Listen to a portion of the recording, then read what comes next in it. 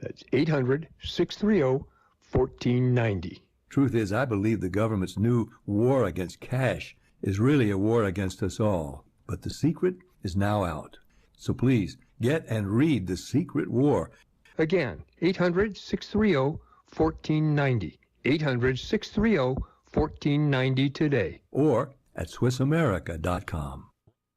Soybeans are used for much more than just food and fuel. That's coming up on This Land of Ours. Farmers, produce safety inspections are here. Prepare your farm with an on-farm readiness review. The Florida Department of Agriculture and Consumer Services and University of Florida are partnering to provide this on-site preparation service for free. Our team of produce safety experts offer individualized support to make sure your operation meets the regulatory requirements. Contact us to help prepare your farm today.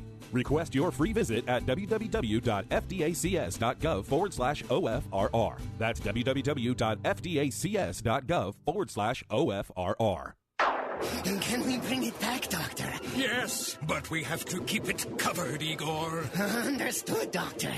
And be sure to keep living roots in it throughout the year with diverse plants and rotations. And remember, do not disturb it. Are you mad, Doctor? No, just a little upset. I don't like to see soil treated like dirt. Learn more about the basics and benefits of soil health. Contact your local USDA Natural Resources Conservation Service office today. Synthetic grass made from U.S. soybeans is just one of many different soy-based products supported through Soy Checkoff-funded research. United Soybean Board Director and Indiana farmer Tom Griffith says there are more than 1,000 products with soy available on the market. Today, for example, you can wear soy-based Skechers shoes to your car. That car might have soy-based foam in the seats. That car might be riding on a soy-based Goodyear tire that sits on a road that's held together with a soy-based asphalt binder. If that road's concrete, it might be protected by an environmentally safe soy-based concrete durability enhancer pore shield. These are just a few examples of some of these partnerships. One partnership is with Sin Lawn, the largest manufacturer and innovator of artificial grass in North America. Anytime the USB can partner with an environmentally conscientious company and have a return back to farmers, it's a win. I'm Sabrina Halverson for the Southeast AgNet. While we may disagree a lot, we do agree Rural King's our favorite place for spring planting. Yeah, but we've got to focus. Roses, a couple flats of impatiens, and a spade. A shovel? Mm-hmm. I'm thinking tiller. We do not need a tiller. Wait, a mower. Those new zero turns are sweet. Focus. Roses, mulch, shovel, impatiens. Jeez, talk about impatient. Can I help you? Yeah chainsaws. Let's go. I'm almost done mowing this section. Ridiculous. When it really counts, depend on the source for the latest weather updates, keeping you ahead of the storm. 96.3 FM, 1370 AM, The Source. We'll have a mix of clouds and sunshine today, high 86 to 90. Clear to partly cloudy tonight, low 67 to 69.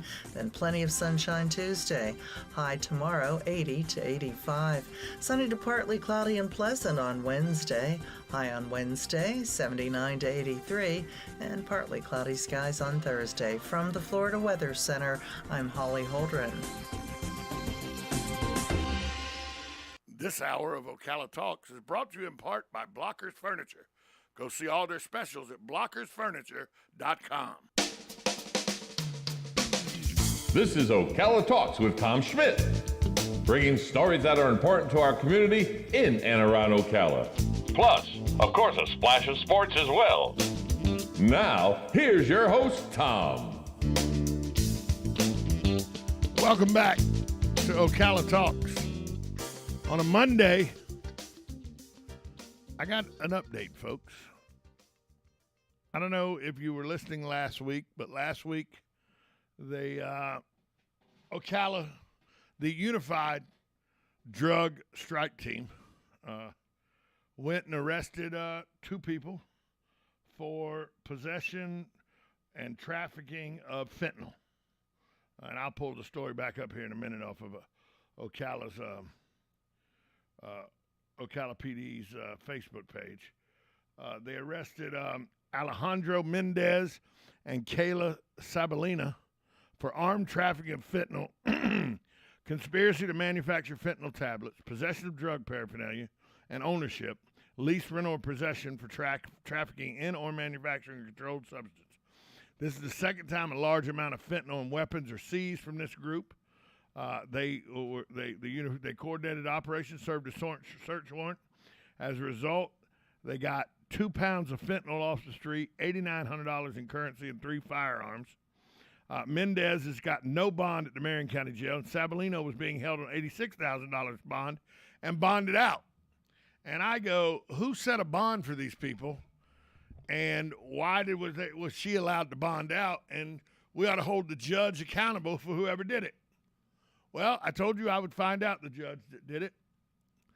And the answer is there wasn't a judge that did it. The bond schedule is something that is set until you can make first appearance. So because their crimes had a bond attached to it, there's a bond schedule, which is a list of bonds that you assign to different crimes.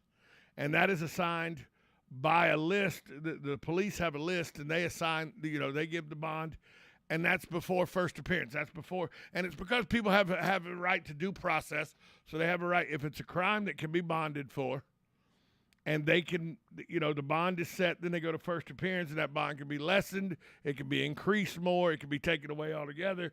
But up until their first appearance, this is the bond that is described for the crime that was committed. And it's established. There's nothing the police can do about it or anything. It's just a scheduled bond for that type of crime. Well, they got arrested on Saturday. She was able to get bond money and get out before she made first appearance on Monday. Alejandro could not make bond, so he had to go to first appearance Monday. And then the judge at his first appearance, who was Judge Cotton, I believe, said, no, fentanyl kills people. You're not getting out. This is your third offense, second time we wait. You have no bond, and took away the bond schedule.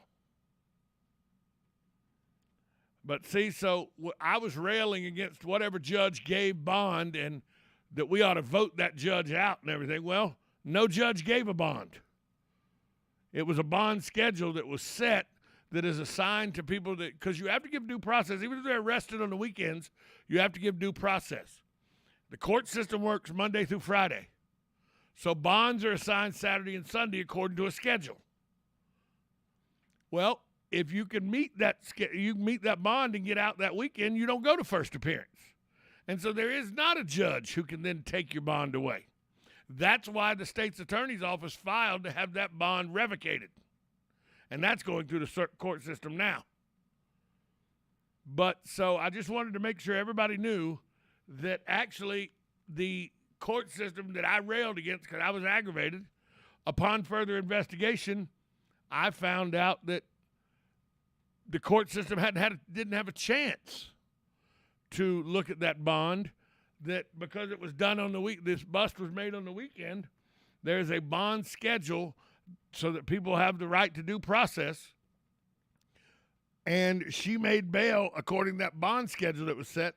She was able to make that bail before she had to go to first appearance. If she'd have made first appearance, if she'd have still been in jail for first appearance, I bet her bond would have been denied too, just like Alejandro's was.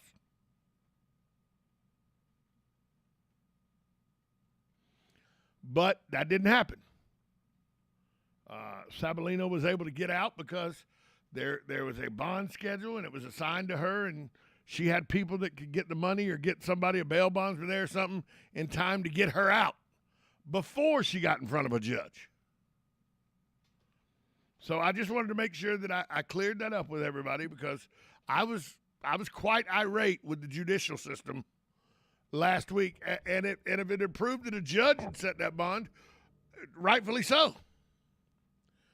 But this is a bond schedule, and now we can have the discussion whether the bond schedule gives enough, punitive totals to keep people from getting out that shouldn't get out. That's a whole different discussion. But for the discussion I had last week, where I was very aggravated with the judge and the bail bonds company for setting a bond for this young lady, the bond was set to a bond schedule, and then if you don't bond out, you still go to first appearance, and then that bond can either be increased, decreased, or taken away altogether. As it was in the case of Alejandro, it was taken away altogether, And so he was denied bond, but the young lady was not denied bond because she bonded out before she got the first appearance. So, in retrospect, the court system did not. I mean, sometimes the court system has made a mistake by making it, for that type of offense, such a low bond. Somebody goes, $86,000 doesn't sound low. Well, she made it pretty easy. She got out within hours.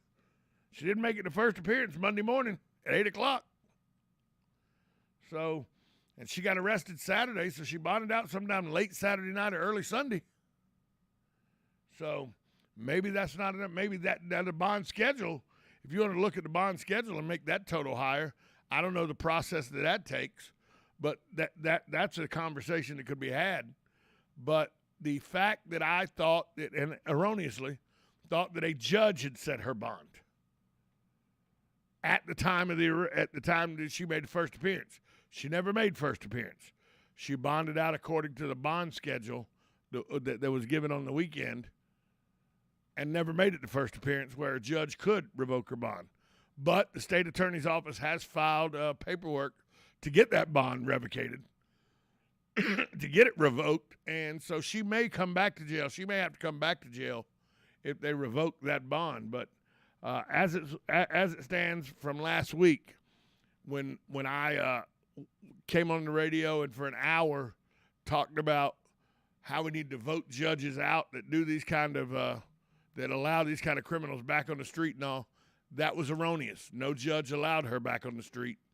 That was a scheduled bond that she made before a judge ever got to see her in an appearance. So just wanted to clear that up for everybody to make sure that you know that the way the system worked is a judge didn't set that bond.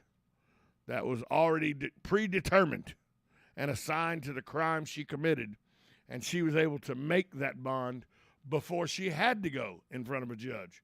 Because I'm to understand if she had went in front of a judge, she would have probably got her bond revoked too, just as Alejandro got his bond revoked. I talked to somebody that was in the courtroom for the first appearances. They said the judge literally looked at him and go, "No, you get no." His attorney wanted less bond, and the judge goes, "No, you get no bond. You already bonded out on the drug charge. 2 pounds of fentanyl. Fentanyl kills people. I'm not letting you out to kill people." And so no bond was assigned once he made first appearance. So that's actually what I would expect to happen.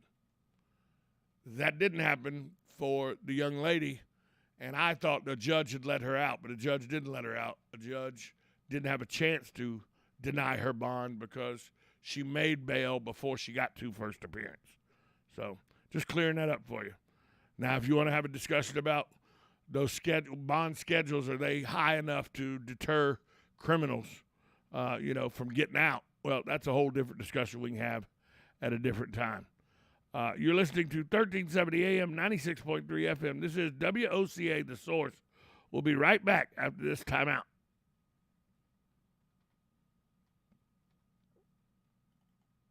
You or your loved one being released from a hospital and wondering how you'll manage? Inform your physician that you want to go to Palm Garden of Ocala at 2700 Southwest 34th Street for your rehabilitation. Palm Garden provides pain management, post-discharge follow-up, diabetic care, psychosocial support, and so much more. Plus, they even offer outpatient rehab. This award-winning care facility has a team of licensed professionals dedicated to enhancing your independence. Call 352-854-6262 today.